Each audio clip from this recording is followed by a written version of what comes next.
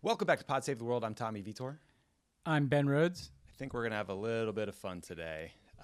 John Bolton wrote a book. So Bolton has spent just months fighting with the Trump administration over the release of this humble, self-effacing, modestly titled memoir, The Room Where It Happened.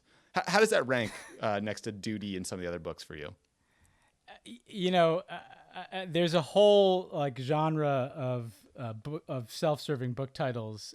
The Room Where It Happened, I think, is making it a hard run at Duty. For number one here. Yeah, when you're ripping off Hamilton, it kind of shoots you forward. So the White House has argued that this book contains classified information. They took Bolton to court in an effort to block the publication. Bolton says it's wrong, that he made all the changes that were asked of him. So here we are. I bet there's some listeners, Ben, who don't really know who John Bolton is. So I figured it might be useful to quickly remind them. So, this guy has been advocating for terrible foreign policy ideas for several decades. He was an assistant attorney general for Reagan in the 80s. He had several jobs at the State Department, including the Undersecretary of State for Arms Control and International Affairs. And, bizarrely in that role, he basically fought against all arms control agreements and then became known as one of the architects of the Iraq War. So way to be, John. In 2005, President Bush made Bolton the U.S. ambassador to the United Nations, but he had to do so via recess appointment, which means you don't get a vote. You just get put there for a temporary period because Bolton couldn't get confirmed by the Senate. Even Republicans were opposed to him. He's a definition of a warmonger. He's called for regime change in Iran, Iraq, Venezuela, North Korea. Ben, I feel bad. I'm probably leaving out a couple of countries. Cuba. You're forgetting about Cubans. Good call. Yeah. That's right. Yeah, he accused them of having biological weapons when there was no evidence when they didn't. that was true. Yeah, cool. Another good check mark for him. Bolton served as Trump's national security advisor for 17 months starting in April of 2018 before getting shit-canned in September of 2019. Since then, I guess he's just been typing away. Ben, did I leave anything out? Did we capture the essence of Bolton? What else do folks need to know? Well, just like he was supposedly working on arms control and dismantling arms control agreements, while he was at the UN, he was basically trying to destroy the United Nations. He famously said that the United Nations could lose 10 floors of the building in New York and it wouldn't make any difference, and basically went up there to attack the very institution that he was supposed to serve the United States at. And importantly, Tommy, a mentor to friend of the pod, Rick Grinnell. That's right. Yes. John Bolton hired Rick Grinnell as his spokesperson at the United Nations, thereby launching him to the center of this kind of right-wing, aggressive, self-serving neocon foreign policy dystopia. And now we have Rick Grinnell as, recently acting DNI and also, bizarrely, our ambassador to Germany, where Rick Grinnell is taking a page out of the Bolton playbook and trying to destroy the U.S.-German relationship as ambassador. Wow. Well, he did learn. He's a fast learner, I guess. Yeah. Both are also fixtures on Fox News.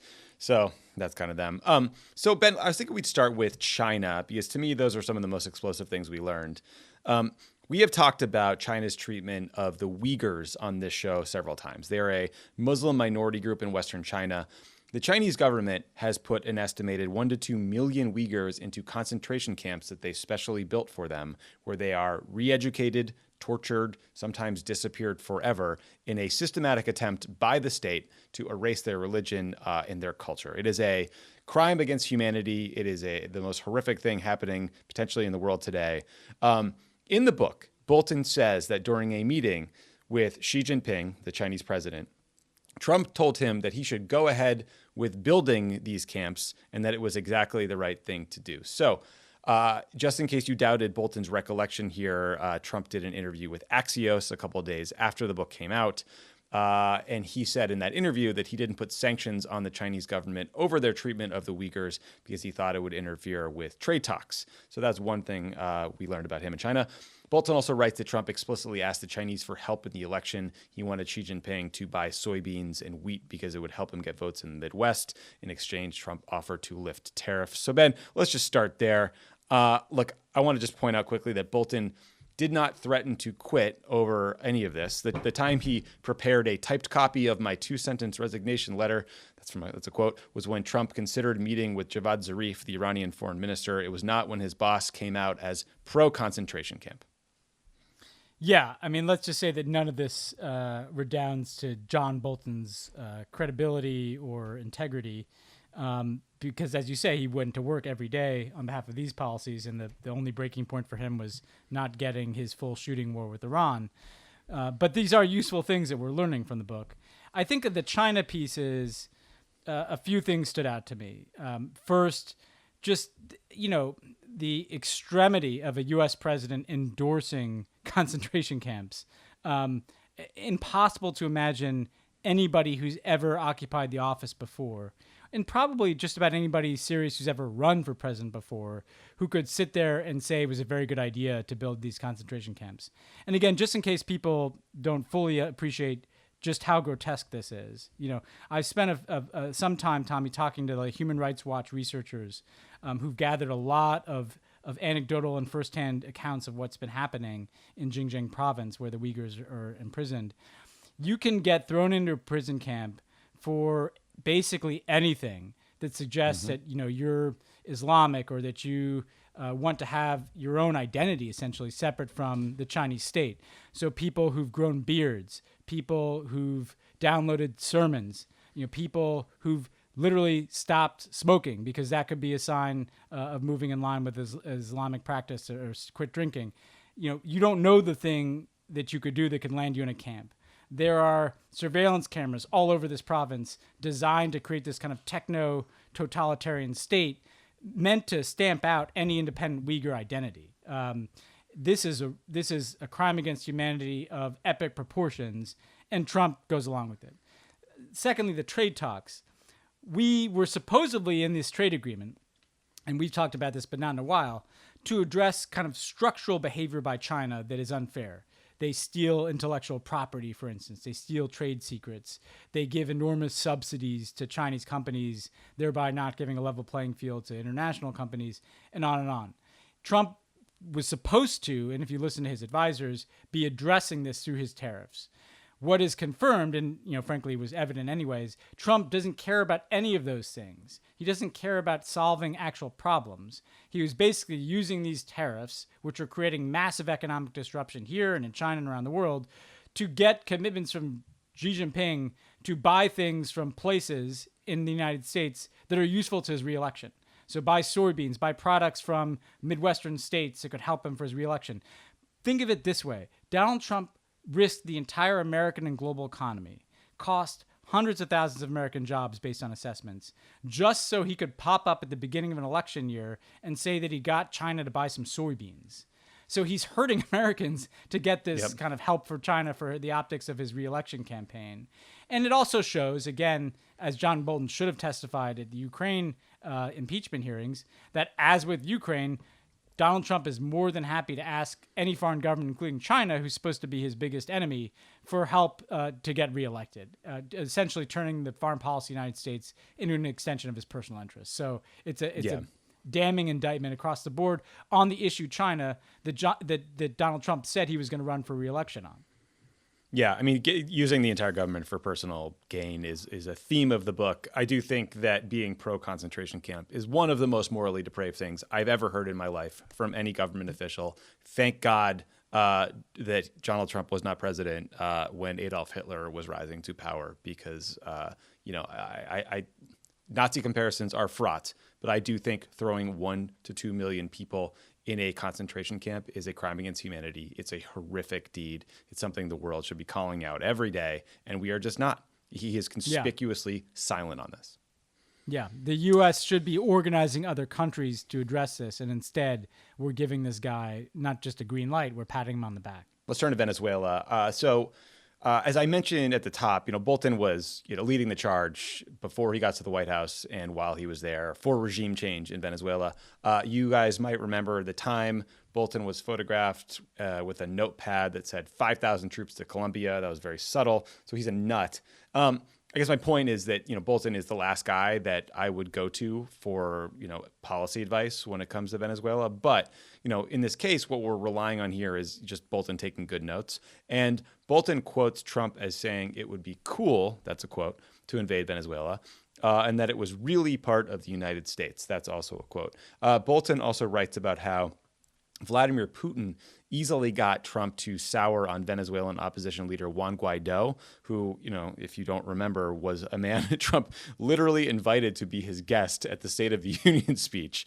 In the most, obvious psychological operation ever, Putin compared Guaido to Hillary Clinton. And just like that, snap your fingers, Trump was rethinking whether Nicolas Maduro was the guy because he seemed stronger. And then in that same Axios interview I mentioned earlier, Trump seemed to walk back his support for Juan Guaido, and he said he was open to meeting with Nicolas Maduro, who until then had been the sworn enemy of this administration. And then they walked that back again because, a bunch of Florida papers started writing it up, and they were worried about the Venezuelan vote in South Florida. So anyway, Ben, did we learn anything about the Venezuela policy? Anything surprise you in this chapter?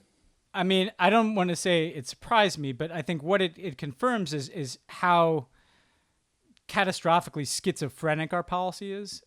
So essentially, Donald Trump acting on the recommendations of people like John Bolton and out of a political interest of appealing to hardline Cuban American and Venezuelan Americans in Florida, organizes a whole bunch of countries to recognize Juan Guaido as the president of Venezuela, right? So very dramatic move to essentially recognize somebody else as the president of the country, piles sanction after sanction on Venezuela, which is hurting the Venezuelan people, harming them as well as the Venezuelan government, right? Threatens to go to war. And you see Trump, the worst kind of mentality of the United States towards Latin America. Oh, we can just kind of go have a war down there. This is really a part of our country anyway. He's giving representation to all those things. And then he kind of got bored with it. And so everybody else is hanging out on a limb, right? General Marco Rubio, Juan Guaido, the Venezuelan opposition, all these other Latin American countries that we got to recognize Guaido. Everybody's kind of charged out on this limb. And then Donald Trump just kind of cuts the limb off because he loses interest in it, in part because Vladimir Putin, who basically has been propping up Maduro, gets in his ear. I mean, that's basically where we are in Venezuela. And to me, the reason this is relevant is not because this is new information, but hopefully because all of these people down in Florida who've basically bought into this hook, line, and sinker that Donald Trump is some tough guy in Venezuela, if they don't now know that none of this was on the level, that it's all bullshit, the result of the policy is that Russia and China are much more influential in Venezuela today. Maduro is much more entrenched today because everybody's seen Donald Trump lose interest, and we've had this kind of Keystone Cops policy with the coup that we've talked about. If that doesn't get the attention of voters in Florida, that maybe this kind of Fox News hardline approach because Maduro's a socialist and because they're aligned with the Cubans makes no sense, then really nothing will. So I hope that the outcome of this is to kind of discredit this line of thinking that people like Rubio and Bolton sold on Trump, that Trump never really went along with, and we can get back to a kind of a sane Venezuelan policy that doesn't hurt the Venezuelan people. And that's the other thing, is that once again, is there any consideration given to the people on the other end of these policies? I mean, they're all treated like kind of interesting Washington parlor games, and do we go to war or not, or what have you. They're people suffering because of our sanctions. They're people that we could be helping with a better policy. And there's just no evidence from this book, from either Bolton or Trump, by the way, that they give a shit about what happens to human beings. Yeah, it didn't seem to really come up. Two other sort of main areas that jumped out at me were North Korea and Iran. So when it comes to North Korea, Bolton basically confirms what we all kind of suspected, which was that Trump had no plan or goal for his talks with Kim Jong-un at the Singapore summit. Bolton says basically Trump just cared about the number of reporters that were there. He kept counting the cameras or whatever. He also said Trump rejected a bad proposal from Kim that would have entailed a piecemeal destruction of North Korea's nuclear infrastructure. And in doing so, he basically said, if I accept this, I'll never get reelected, which, Ben, obviously going into the talks with no plan is a big mistake. I have to say I'm less bothered by rejecting a proposal by outlining your political reality to another head of state who probably doesn't even understand the concept of politics, but whatever. A related moment with Iran was in June of 2019, Iran shot down a U.S. unmanned drone. Bolton was just chomping at the bit to launch a massive retaliatory strike. And Trump agreed to do it, but then called it off at the last minute because he was briefed that it could kill a lot of people. And Bolton quotes him saying, "Too many body bags, not proportionate." Bolton calls that, quote, "the most irrational thing I ever witnessed a president do."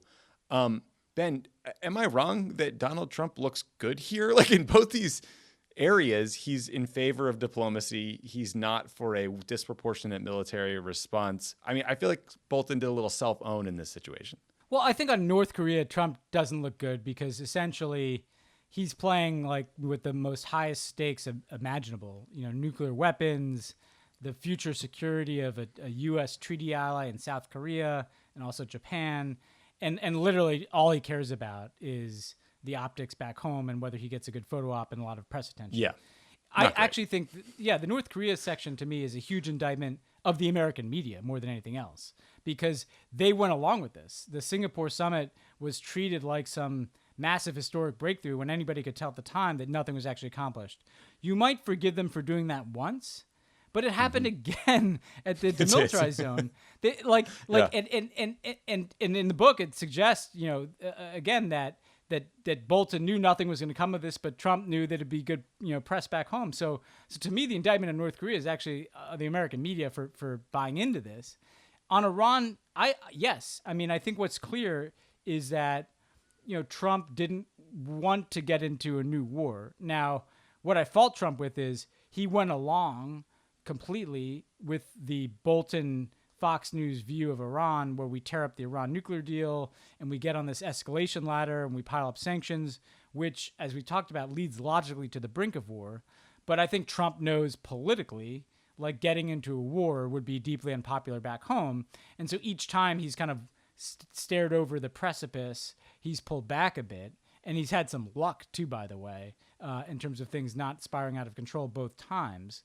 But it is very telling about the mindset of John Bolton that he could witness all the crimes and misdemeanors that we've talked about. And yet the thing that was like the breaking point, the thing that he thinks is the worst thing an American president could do is not killing hundreds of people in Iran. And again, here Trump is paying attention to people, but I actually don't think it's so much the people. I think it's that Trump knew that if we did that, there'd basically be a war, and he didn't want a war. So part of me, yes, I'm happy he didn't do the war. I think it was probably also for his own political calculus more than anything else. But it does just show you how much, Bolton and a bunch of other people kind of glommed onto Trump because they could see that his kind of Fox News view of foreign policy, we talk tough, we yell and scream about how terrible and the Democrats are, how weak Obama was. We have our villains that we can put on TV in Venezuela, the socialists, and Iran, the Muslims. That's kind of the Trump view. And then there's these neocons like Bolton who have much more hard-edged views of actually wanting to do the wars in these places and do the regime change. And those things kind of got attached to each other. And that made for a comfortable marriage for a while, but ultimately, broke apart. And that the fact that the breaking point for Bolton was that he couldn't get a war, I think is a pretty damning revelation. Yeah, Fred Kaplan from Slate pointed out in a review of the book that there's a passage that shows that Bolton's actual position on the Iran nuclear deal or renegotiating the Iran nuclear deal for a stronger version was that he didn't just oppose the JCPOA, he opposed any deal unless there was a regime change. He basically opposed any deal with this Iranian government. So that I think just shows how bankrupt their criticisms of the Iran nuclear deal were in the first place, and all the claims about it's about enrichment or timelines or whatever. No, it's a regime change strategy, dressed up as just anti-Obama. Yeah, it just shows it was disingenuous because actually they would claim publicly it's not a regime change strategy. We just want a better deal. And then we'd have these endless arguments over like what levels of centrifuges could be installed in 10 years and what the nature of inspections were about things that happened 10 years ago. But what John Bolton and Bibi Netanyahu and Mohammed bin Salman have wanted all along was a regime change policy. They've been lying about that, saying it was about a better deal. The book confirms that all the debates that took place basically from 2015 to 2020 were not on the level here. The other side of these debates really what they wanted is regime change. How that wasn't evident to Trump when it was kind of evident to everybody else is beyond me. Why Trump was surprised to find himself consistently on the brink of war with Iran when everything he did was a part of a regime change policy. Again, I'm not surprised, but it once again confirms that Trump doesn't think these things through, really.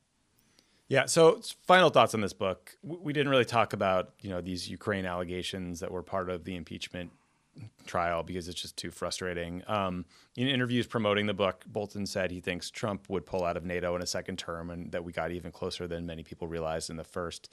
Bolton argues that basically the whole government has been corrupted. It's now just pushing Trump's personal agenda.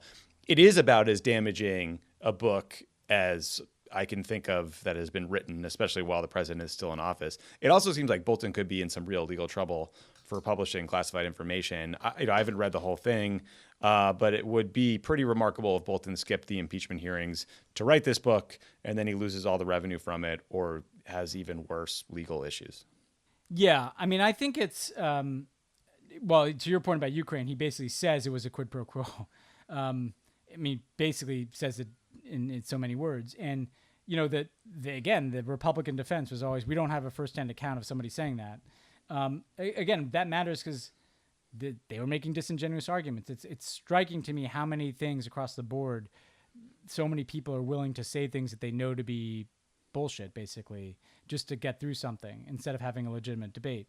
I think with the book, what's more likely than anything is that Bolton doesn't actually see any of the proceeds from this book. What the government can do, this happened, by the way, to previous books. They can basically block Bolton from profiting off it, which is great. But I think it's damaging because John Bolton is a known commodity to Trump voters. He's been on Fox News for years. And so it's one thing for you and I to say, it's horrible that Trump didn't speak out about the concentration camps. He asked China for help in re-election. He doesn't know what he's doing and on and on. But when John Bolton says it, I think people will listen to him in a way that, they don't listen to us if they're Trump voters. And that's something that's not going to go away before the election. And I think that matters. Yeah, don't buy John Bolton's book. He's an asshole. But I agree. I've seen lots of data that suggests that swing voters are more moved by conservative figures or conservative outlets. So you will see him featured in a lot of ads.